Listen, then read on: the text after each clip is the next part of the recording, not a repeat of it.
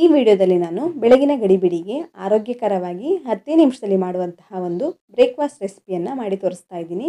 ಇದನ್ನು ನಾನು ಶಾವಿಗೆಯನ್ನು ಉಪಯೋಗಿಸ್ಕೊಂಡು ಮಾಡ್ತಾ ಇದ್ದೀನಿ. ಬನ್ನಿ ಹಾಗಾದರೆ ಈ ರುಚಿಕರವಾದ ಆರೋಗ್ಯಕರವಾದಂತಹ ರೆಸಿಪಿಯನ್ನು ಹೇಗೆ ಮಾಡೋದು ಹಾಗೆ ಇದಕ್ಕೆ ಏನೆಲ್ಲ ಸಾಮಗ್ರಿಗಳು ಬೇಕಾಗುತ್ತೆ ಅಂತ ನೋಡೋಣ. ಹಲೋ ಫ್ರೆಂಡ್ಸ್, ನಮಸ್ತೆ. ಶ್ರೀ ಮ್ಯಾಜಿಕ್ ಕಿಚನ್ಗೆ ಸುಸ್ವಾಗತ. ಮೊದಲಿಗೆ ನಾನಿಲ್ಲಿ ಒಂದು ಮೀಡಿಯಂ ಗಾತ್ರದ ಆಲೂಗಡ್ಡೆಯನ್ನು ತಗೊಂಡಿದ್ದೀನಿ. ಅದರ ಸಿಪ್ಪೆಯನ್ನು ತೆಗೆದುಬಿಟ್ಟು ಈ ರೀತಿ ಇದನ್ನು ತುರಿದಿಟ್ಕೊಳ್ತಾ ಇದ್ದೀನಿ. ನೋಡಿ, ಈ ರೀತಿ ಗ್ರೇಟರನ್ನು ಉಪಯೋಗಿಸ್ಕೊಂಡು ಚೆನ್ನಾಗಿ ತುರಿದಿಟ್ಕೊಂಡಿದ್ದೀನಿ. ಇದನ್ನು ಸ್ವಲ್ಪ ನೀರಿಗೆ ಹಾಕಿಬಿಟ್ಟು ತೊಳ್ಕೊಳ್ಬೇಕಾಗತ್ತೆ. ಇದನ್ನು ಹಾಗೆ ಸೈಡಲ್ಲಿ ಇಟ್ಟಿರ್ತೀನಿ. ನಂತರ ಅದನ್ನು ಉಪಯೋಗಿಸ್ತಾ ಇದ್ದೀನಿ. ಈಗ ಒಂದು ಪ್ಯಾನ್ಗೆ ಒಂದು 3 ಟೇಬಲ್ ಸ್ಪೂನ್ ಆಗೋಷ್ಟು ಎಣ್ಣೆಯನ್ನು ಹಾಕಿಬಿಟ್ಟು ಎಣ್ಣೆ ಬಿಸಿಯಾದ ನಂತರ ಇದಕ್ಕೆ ಅರ್ಧ ಟೇಬಲ್ ಸ್ಪೂನ್ ಸಾಸಿವೆ ಹಾಗೆ ಅರ್ಧ ಟೇಬಲ್ ಸ್ಪೂನ್ ಆಗೋಷ್ಟು ಜೀರಿಗೆಯನ್ನು ಸೇರಿಸ್ಕೊಂಡಿದ್ದೀನಿ. ಇದು ಸ್ವಲ್ಪ ಬಿಸಿಯಾದ ನಂತರ ಇದಕ್ಕೆ ಉದ್ದಿನ ಬೇಳೆಯನ್ನು ಕೂಡ ಹಾಕ್ಕೊಳ್ತಾ ಇದ್ದೀನಿ. ಇಷ್ಟನ್ನು ಚೆನ್ನಾಗಿ ಫ್ರೈ ಮಾಡ್ಕೊಳ್ಳಿ. ಉದ್ದಿನಬೇಳೆ ಎಲ್ಲ ಕಲರ್ ಚೇಂಜ್ ಆಗಿ ಸಾಸಿವೆ ಎಲ್ಲ ಸ್ವಲ್ಪ ಚಟಪಟ ಅನ್ನೋದಕ್ಕೆ ಸ್ಟಾರ್ಟ್ ಆದ ನಂತರ ಇದಕ್ಕೆ ಸ್ವಲ್ಪ ಕರಿಬೇವನ್ನು ಹಾಕ್ಕೊಳ್ತಾ ಇದ್ದೀನಿ. ಚಿಕ್ಕದಾಗಿ ಕಟ್ ಮಾಡಿಕೊಂಡು ಇದಕ್ಕೆ ಸೇರಿಸ್ಕೊಳ್ತಾ ಇದ್ದೀನಿ. ಹಾಗೆ ಒಂದು ಹಸಿಮೆಣಸಿನಕಾಯಿನ ಚಿಕ್ಕದಾಗಿ ಕಟ್ ಮಾಡಿಕೊಂಡು ಹಾಕ್ಕೊಳ್ತಾ ಇದ್ದೀನಿ. ಇವಿಷ್ಟನ್ನು ಫ್ರೈ ಮಾಡ್ಕೊಂಡ ನಂತರ ಇದಕ್ಕೆ ನಾನು ಒಂದು ಮೀಡಿಯಂ ಗಾತ್ರದ ಈರುಳ್ಳಿಯನ್ನು ಚಿಕ್ಕದಾಗಿ ಕಟ್ ಮಾಡಿಕೊಂಡು ಹಾಕ್ಕೊಳ್ತಾ ಇದ್ದೀನಿ. ಈರುಳ್ಳಿಯನ್ನು ಸ್ವಲ್ಪ ಬಾಡಿಸ್ಕೊಳ್ಬೇಕಾಗತ್ತೆ. ಜಾಸ್ತಿ ಏನು ಫ್ರೈ ಮಾಡ್ಕೊಳ್ಬೇಕಾಗೇನಿಲ್ಲ. ಲೈಟಾಗಿ ಕಲರ್ ಚೇಂಜ್ ಆದರೆ ಸಾಕು. ಹಾಗೆ ಇದಕ್ಕೆ ಸ್ವಲ್ಪ ಕ್ಯಾರೆಟನ್ನು ತುರಿದು ಹಾಕ್ಕೊಳ್ತಾ ಇದ್ದೀನಿ. ಒಂದು ಮೀಡಿಯಂ ಗಾತ್ರದ ಕ್ಯಾರೆಟನ್ನು ಹಾಕ್ಕೊಳ್ತಾ ಇದ್ದೀನಿ.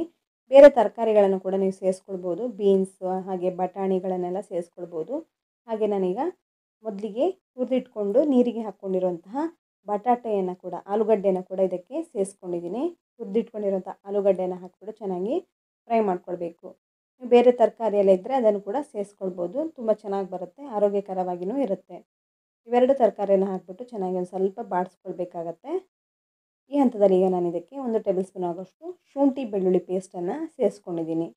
ಶುಂಠಿಯನ್ನು ತುರಿದ್ಬಿಟ್ಟು ಕೂಡ ಹಾಕ್ಕೊಳ್ಬೋದು. ನಾನು ಇಲ್ಲಿ ಪೇಸ್ಟನ್ನು ಸೇರಿಸ್ಕೊಂಡಿದ್ದೀನಿ. ಇವಿಷ್ಟನ್ನು ಹಾಕಿದ ನಂತರ 1 ಕಪ್ ಆಗೋಷ್ಟು ಶಾವಿಗೆನ ಇವಾಗ ಸೇರಿಸ್ಕೊಂಡು ಇದನ್ನು ಕೂಡ ಸ್ವಲ್ಪ ಹುರ್ಕೊಳ್ತಾ ಇದ್ದೀನಿ.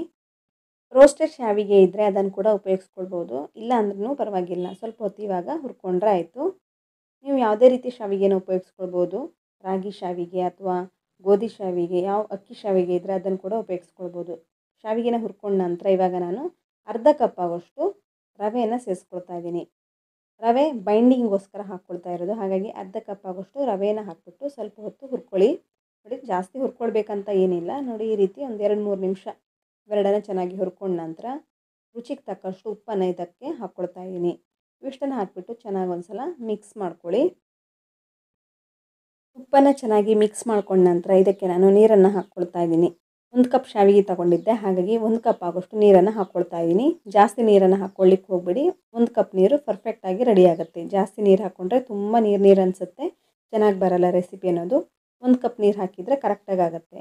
ಕೊನೆಯಲ್ಲಿ ನಾನು ಇದಕ್ಕೆ ಸ್ವಲ್ಪ ಕೊತ್ತಂಬರಿ ಸೊಪ್ಪನ್ನು ಹಾಕಿಬಿಟ್ಟು ಮಿಕ್ಸ್ ಮಾಡ್ಕೊಳ್ತಾ ಇದ್ದೀನಿ. ನೋಡಿ, ಈಗ ಮಿಶ್ರಣ ಅನ್ನೋದು ನೀರನ್ನೆಲ್ಲ ಹೀರ್ಕೊಂಡು ತುಂಬಾ ಗಟ್ಟಿಯಾಗಿದೆ.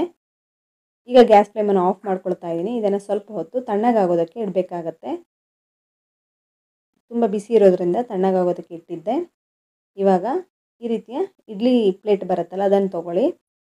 ಅದಕ್ಕೆ ಸ್ವಲ್ಪ ಎಣ್ಣೆನ ಹಾಕ್ಕೊಳ್ತಾ ಇದ್ದೀನಿ. ಎಣ್ಣೆಯನ್ನು ಚೆನ್ನಾಗಿ ಹಚ್ಕೊಳ್ತಾ ಇದ್ದೀನಿ. ಈ ರೀತಿ ಇಲ್ಲಾಂದರೆ ದೊಡ್ಡದು ಬರುತ್ತಲ್ಲ ಇಡ್ಲಿ ಪ್ಲೇಟ್, ಅದನ್ನು ಕೂಡ ಉಪಯೋಗಿಸ್ಕೊಳ್ಬೋದು.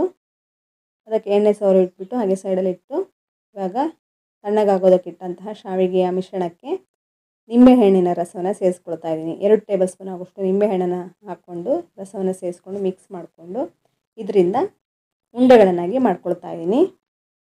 ಚಿಕ್ಕದಾಗಿ ಉಂಡೆಗಳನ್ನಾಗಿ ಮಾಡ್ಕೊಳ್ಬೇಕಾಗತ್ತೆ. ತುಂಬ ಚೆನ್ನಾಗಿರುತ್ತೆ ತಿನ್ನೋದಕ್ಕೆ. ಬ್ರೇಕ್ಫಾಸ್ಟ್ಗೆ, ಲಂಚ್ ಬಾಕ್ಸ್ಗೆ ಅಥವಾ ಈವ್ನಿಂಗ್ ಸ್ನ್ಯಾಕ್ಸ್ಗೂ ಮಾಡ್ಕೊಳ್ಬೋದು. ತುಂಬಾ ರುಚಿಯಾಗಿರುತ್ತೆ. ಇದ್ರ ಜೊತೆಗೆ ಚಟ್ನಿ ಅಥವಾ ಏನಾದರೂ ಸಾಂಬಾರು ಇದ್ರಂತೂ ತುಂಬ ರುಚಿಯಾಗಿ ಬರುತ್ತೆ. ಒಂದ್ಸಲ ಇದನ್ನು ಟ್ರೈ ಮಾಡಿ ನೋಡಿ. ಎಲ್ಲವನ್ನು ಚಿಕ್ಕದಾಗಿ ಉಂಡೆಗಳನ್ನಾಗಿ ಮಾಡ್ಕೊಳ್ತಾ ಇದ್ದೀನಿ ನಾನು. ಏನು ಸೈಡ್ ಡಿಶ್ ಇಲ್ಲ ಅಂದ್ರೂ ತುಂಬ ಚೆನ್ನಾಗಿರುತ್ತೆ ತಿನ್ನೋದಕ್ಕೆ. ಇದನ್ನು ಈ ರೀತಿ ಮೊದಲಿಗೆ ಎಣ್ಣೆ ಸವರಿ ಇಟ್ಕೊಂಡಿದ್ನಲ್ಲ ಆ ಇಡ್ಲಿ ಪ್ಲೇಟ್ಗೆ ಇಟ್ಕೊಳ್ತಾ ಇದ್ದೀನಿ. ಹಾಗೆ ಇದನ್ನು ಸ್ಟೀಮ್ ಮಾಡ್ಕೊಳ್ತಾ ಇದ್ದೀನಿ. ಇಡ್ಲಿ ಸ್ಟೀಮರ್ಗೆ ಇದನ್ನು ಇಟ್ಬಿಟ್ಟು ಇದನ್ನು ಒಂದು 5 ನಿಮಿಷ ಬೇಯಿಸ್ಕೊಂಡ್ರೆ ಸಾಕಾಗುತ್ತೆ. ಜಾಸ್ತಿ ಹೊತ್ತೇನು ಬೇಯಿಸ್ಕೊಳ್ಬೇಕಂತಲೂ ಏನಿಲ್ಲ.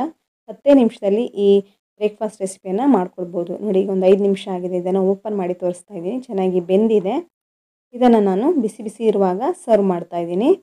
ಒಂದ್ಸಲ ಇದನ್ನು ಟ್ರೈ ಮಾಡಿ ಹೇಗೆ ಬಂತು ಅಂತ ನನಗೆ ಕಮೆಂಟ್ ಮಾಡಿ ಹೇಳಿ. ನೋಡಿ, ಕಾಣಿಸ್ತಿರ್ಬೋದು. ಇದನ್ನೊಂದು ಓಪನ್ ಮಾಡಿ ತೋರಿಸ್ತಾ ಇದ್ದೀನಿ.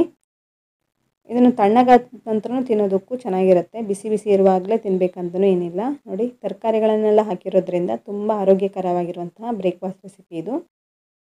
ಒಂದ್ಸಲ ಇದನ್ನು ಟ್ರೈ ಮಾಡಿ ಹೇಗೆ ಬಂತು ಅಂತ ನನಗೆ ಕಮೆಂಟ್ ಮಾಡಿ ಹೇಳಿ. ಫ್ರೆಂಡ್ಸ್, ನೀವಿನ್ನು ಶ್ರೀ ಮ್ಯಾಜಿಕ್ ಕಿಚನನ್ನು ಸಬ್ಸ್ಕ್ರೈಬ್ ಆಗಿಲ್ಲ ಅಂದರೆ ಸಬ್ಸ್ಕ್ರೈಬ್ ಮಾಡ್ಕೊಳ್ಳಿ. ಹಾಗೆ ಪಕ್ಕದಲ್ಲಿರುವಂತಹ ಬೆಲ್ ಐಕನನ್ನು ಪ್ರೆಸ್ ಮಾಡಿ, ಲೈಕ್ ಮಾಡಿ, ಶೇರ್ ಮಾಡಿ, ಹಾಗೆ ಕಮೆಂಟ್ ಮಾಡೋದಕ್ಕೆ ಮರಿಬೇಡಿ. ಧನ್ಯವಾದಗಳು.